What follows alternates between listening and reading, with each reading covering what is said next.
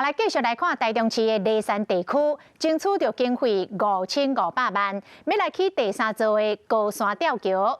市长罗秀燕到部落来视察，带来这个好消息，地方真欢喜。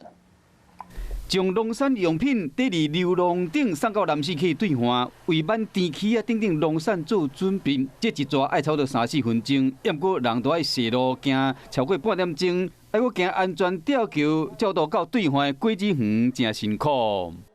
那个最主要是人员的出入哈更安全啦。如果有两个地方可以出入哈，我们是变得更安全。该同款伫对岸苗栗山种高山农产品的人真侪，大家敢会使透过现有的2座吊桥出入。今晚2号桥伫修理，希望讲会使争取第3座吊桥。1号桥已经完成，2号桥的部分，那最近开工已经发包出去哈。那利用旋力的一个方式呢，那它的宽度将来会有2到3公尺，可以让大家进出能够来便利。